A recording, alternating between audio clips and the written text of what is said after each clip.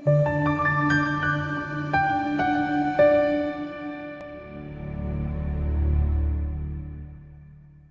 benkashana kamenzi yaphuza umlaza ngemuva ngiyakhuleka ke kunina igama upastor oningi sibuyayilanga ngodaba nje lwamaphupho njengenjwayelo qinisekisa ukuthi uma ukuqala ufika la subscribe ku channel bese yaqhubeka uba ngumlandeli uyilike le video le bese uyobheka amanye amaningi amavideo esenzile ngesikhathi sendlule sibonga nje nethubo lithathile njengamanje lokuthi ubheke lo mfanekiso kubona bonke abantu ongenzeka bakudala bekhona abantu abasha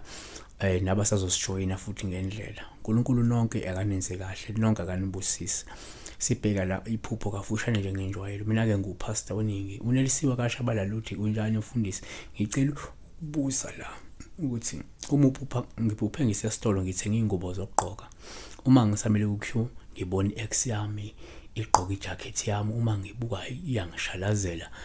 enizama ukufihla izandla ngejacket kanti ke igcobe icutex epink ezinzephweni uma sekukhokhwa ke akhokhe kuqala hambe mina ke ngikhipha imali extra ngidla ukhesha ngo20 R50 futhi angazi ukhesha ke ngibuyisela u50 ethi ke ayi iextra ngo50 ngiyabonga so ngifuna ke sifocus kakhulu ezimpahleni zokugqoka ayithenga ezintsha ngenxothi silibheki likhona ivideo la sibheke khona impahla uthi ngisho ukuthini kuyimpahla ezindala impahla ezintsha sikuvezile lokho nengcolile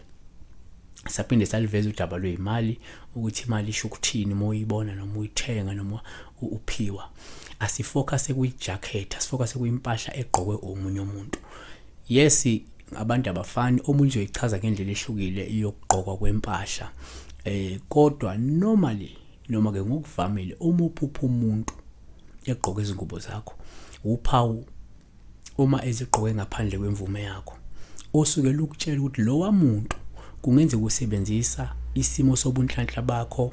usebenzisa isimo sesibusiso sakho noma usebenzisa ke amasu namaqhinga akho noma usebenzisa imibono yakho ukuzizwisisa yena empilweni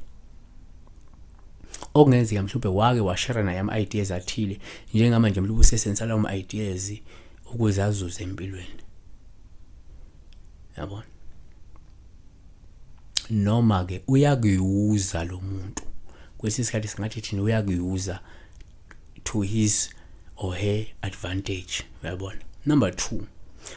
uma uphupha umuntu egqoka izingubo zakho uPaul ngabuye lusho ukuthi mhlawumbe kungenzeka unembangi ebudlelwaneni noma uzoba nembangi ebudlelwaneni bakho uyabona siphetha ngokuthi ke kwesinye isikhathi uma uphupha umuntu egqoka izingubo zakho uphawu oluyayile uchaza lo muntu usakuthanda futhi usafisa ukuthi mhlawumbe nibe ndawonye uma kungukuthi vele senahlukana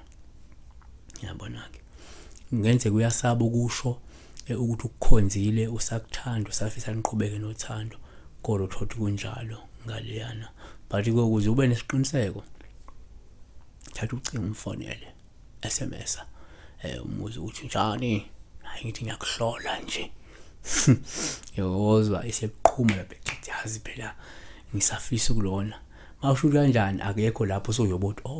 ukamalanga ngenzeka uthwebula isimo sobunhlanhla uzama ukuthatha isibusiso sakho noma sesamaso amaso nemibono yakuyizwisisa empilweni siyabonga uNkulunkulu kakulonde